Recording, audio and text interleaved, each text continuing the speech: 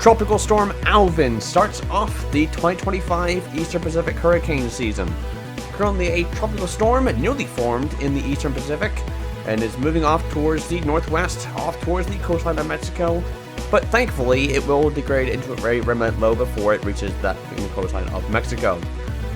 Currently right now, it's got winds of 60 miles per hour, 95 kilometers per hour in 1 minute sustained winds, and a pressure of 997 millibars, moving northwest at 12 miles per hour, 19 kilometers per hour, and thankfully we are code unclassified on T-coast, as this is a fairly weak tropical storm and is going to deliver very little impact to any land areas.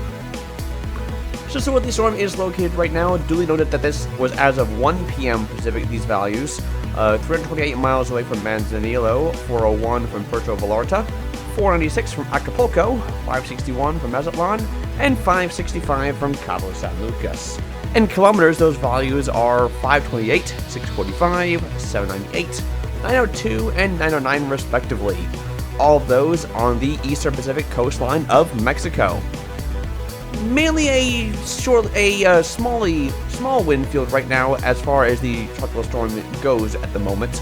Now, while the storm is fairly close to the coastline of Mexico, there are no watches or warnings thankfully in effect, and those should remain the case over the next few days. We might see a tropical storm watch issued for the southern tip of the Baja California Peninsula, as that is where the storm will eventually go up towards over the next few days. We'll have to wait and see though, and there is still some wiggle room with that forecast, of course. We'll have to wait and see though. So here's what the only hazard that we're really going to be seeing right now, primarily that we're looking at, is rip currents. If you're going to be visiting any beachy areas along the western coast of Mexico, really anywhere along this coastline of Mexico, not just in the vicinity of the storm, you've got to pay attention to those rip current risks. Many people die year-round because of rip currents, because of tropical cyclones. I remember just last year, I think it was Hurricane Kirk in the Atlantic, killed more than one person because of rip currents. And that hurricane was thousands of miles off the U.S. East Coast. So these rip currents are dangerous and can pose a threat even many hundreds of miles away from a tropical cyclone. So what the latest forecast is showing right now, it's hard to say if it will reach hurricane status. Right now, I do think that it has a decent chance of reaching hurricane status. We'll have to wait and see on that though, but if it does reach hurricane status, it's going to be very brief, I'll tell you that right now. Sea surface temperatures past really 18-24 hours dropped off a complete cliff. And when you combine that with wind shear as well, with those sea surface temperatures and a much drier atmosphere, that's going to induce very quick weakening for Alvin. So here's the latest National Hurricane Center forecast cone, forecasting a peak of only 70 miles per hour in about 12 hours, with weakening down as it approaches the southern tip of the Baja California Peninsula. Once again, remains to be seen if there's any watches or warnings issued for those regions. I don't think that there's going to be any, but if there is the chance that Alvin might impact the region as a tropical cyclone, of course, the NHC will not hesitate to issue those watches or warnings, or rather, Mexico's government will not hesitate. So here is the latest intensity estimates that we have right now. ADT was up at 50. Ascan earlier got around 45 to 50 miles per hour, and that was around the NHC's upgrade to tropical storm Alvin. So based on a little bit of improvement since then, we've gone with 60 miles per hour. Of course, it could even be up towards 65 now, given the improvement that we're seeing on satellite imagery. It is very healthy on the imagery side of things. So here's what the forecast model is saying right now in terms of the wind aspect on the GFS. Not really seeing any sort of hurricane force wind fields, thankfully, for this storm. So it remains to be seen if the storm will get towards hurricane status. We cannot rule it out over the next few days, or the next few hours, I should say. Maybe a brief hurricane peak. Sort of reminds me of how Hurricane Alvin back in 2019 did, and that was just before Hurricane Barbara. Was a very surprise hurricane, and very much was out of nowhere, and was very quick and very brief. I think it was 6 hours tops.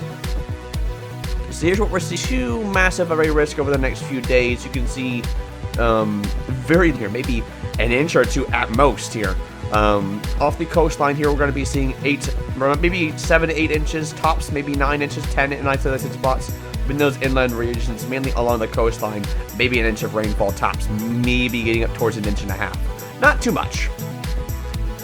So sea surface temperatures right now for Alvin are all systems go for the system right now for the next 6 to 12 hours.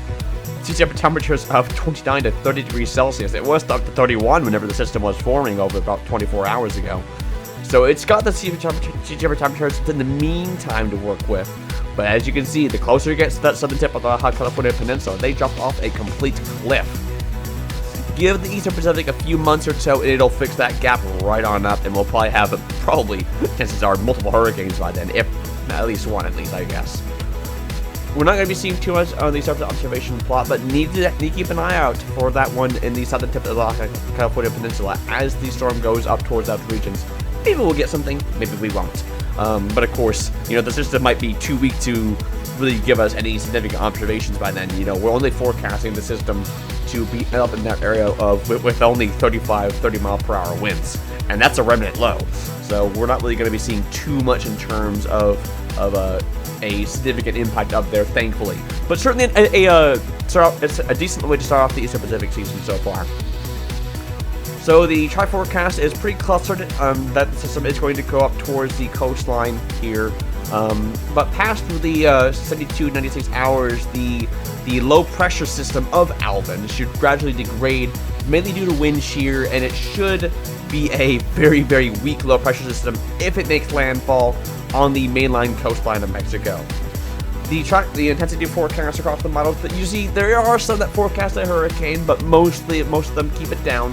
But you also notice that most of them are a little bit lower than what the storm is actually at right now. So maybe there is some room for those to take up a little bit.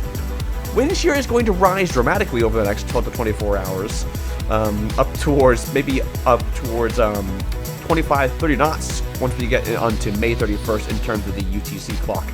So wind shear is going to be the ultimate death for this storm, and when you combine that with the weakening sea surface temperatures and relative humidity aspect, the death of Alvin is approaching. But let's see what it shows us what it's made of.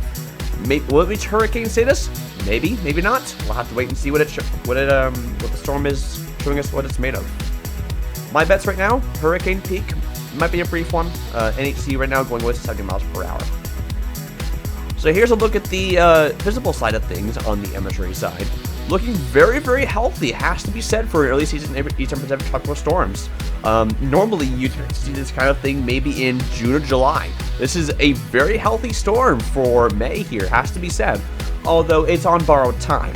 So we're not really going to be seeing a peak too high, unfortunately. Very, very good outflow. If you were to zoom this out, there's very, very, very good outflow to the north and the south.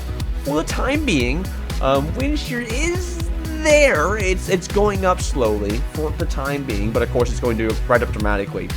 Dry air isn't too much of an issue. Maybe we're having some entrainment issues, but overall not too big of a dry air issue for the time being. Once again, this storm is on borrowed time, but give it 24 hours or so and that weakening rate will come, and we will see the inevitable death of Alvin over the next few days.